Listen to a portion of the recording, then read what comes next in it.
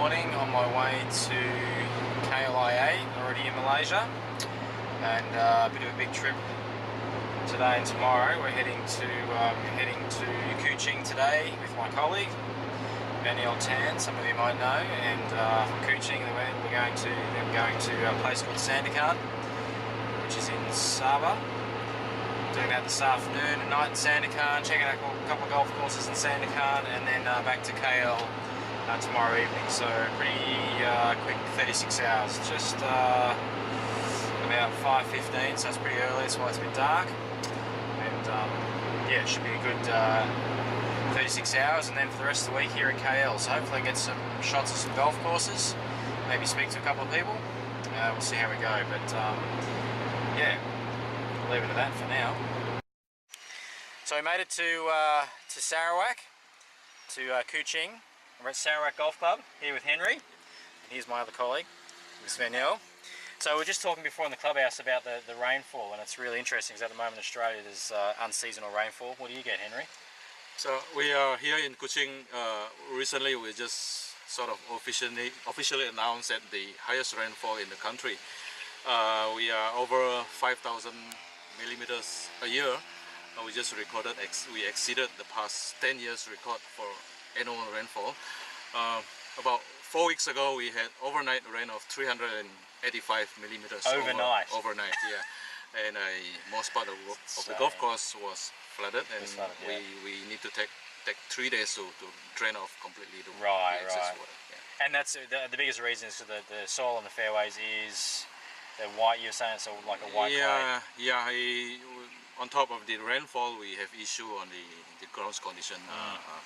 The original soil was clay, which is like Play-Doh, when it's just like almost 100% waterproof.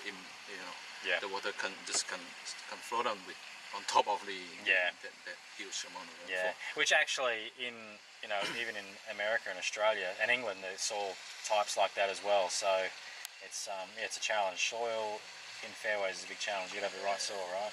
Yeah, we spend a lot of time and energy in managing the rainfall than managing the turf grass here. At this part of the world. Yeah. I've been from the driest spot of the country to the wettest spot of the country in my past experience, but this is a completely different challenge. Yeah. So there you go, all those guys that get 100 mil overnight and worry about it, that's nothing. Henry's doing 3 times and the golf course still looks pretty good. Check this out. So it's in pretty good shape. Shot up to the clubhouse there.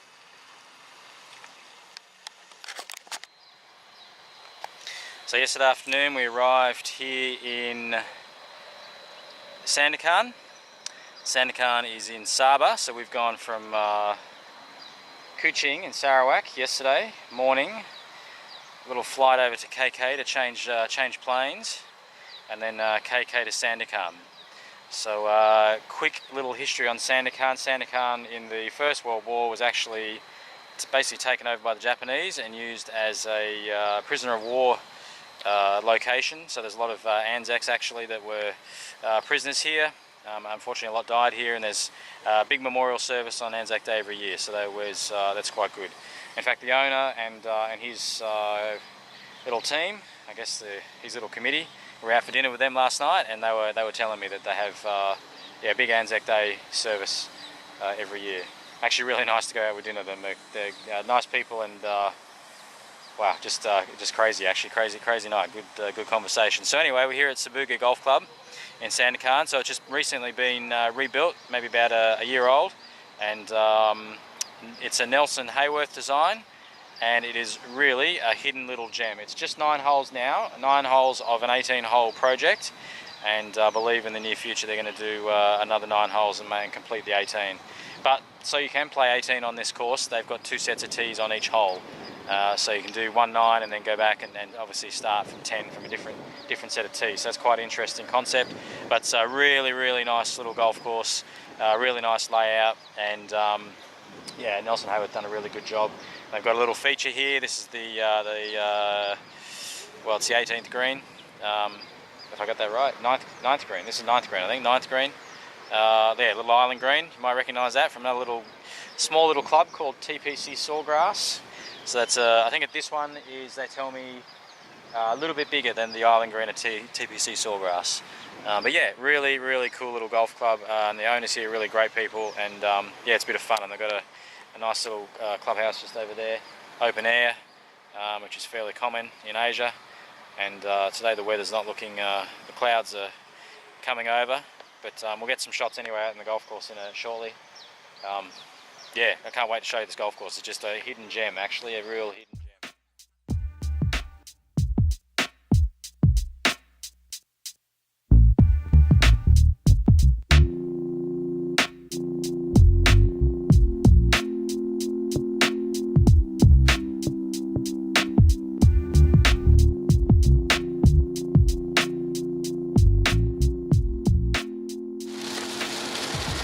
So today, Friday, last day of my trip to Malaysia. BT, what's up with the weather? Raining. Raining, yeah, raining in Malaysia. Good Lord, what a horrible, horrible day. Anyway, yesterday we got a chance to see the TPC KL. How do you say it?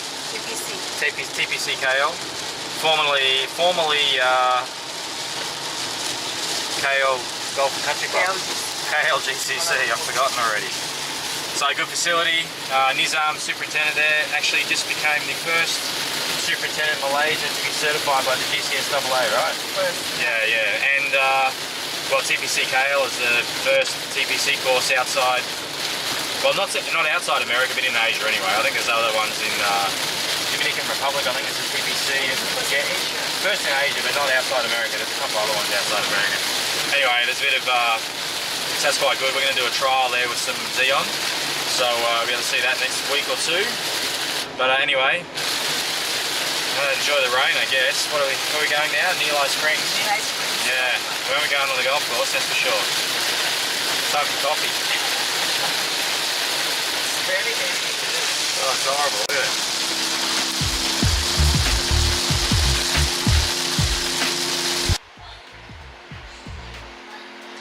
Well, the rain stopped for my flight back to Bangkok, which is nice. Dry takeoff. And yeah, that'll be the end of this vlog. But before I end, I've got a couple of things to say about the vlogs. I posted a little while ago on one of the groups on Facebook, and someone mentioned that they thought they were a little bit too commercial. And I guess they're going to be a little bit like that because that's my job. And you know, luckily my job allows me to travel a lot, but I want to share that with everybody. And when I go to see some of these golf courses, some of these locations around Asia, I want to be able to show that to everybody out there that doesn't get the opportunity that I've got to go around and see these places and meet the people too. And there's a lot of interesting people, a lot of characters, a lot of guys, a lot of experience, a lot of international guys working overseas. No, just right here a speaker. So yeah, it is a little bit commercial. So in some ways I make no apologies, but in some ways I say, well, I'm sorry about that, but you know, without that little bit of aspect to it, I wouldn't be able to get around and see all the golf courses I do and bring those to you guys. So hopefully you can understand that and just enjoy the videos, and I try to keep the format evolving a little bit so they're not so boring all the time.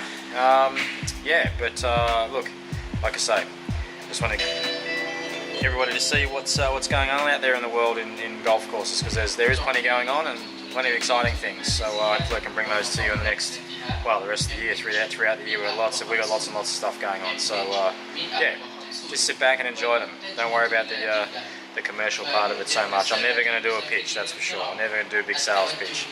All right, well, that's the end of it, and yeah, we'll get away from these speakers, get on the plane and get out of here.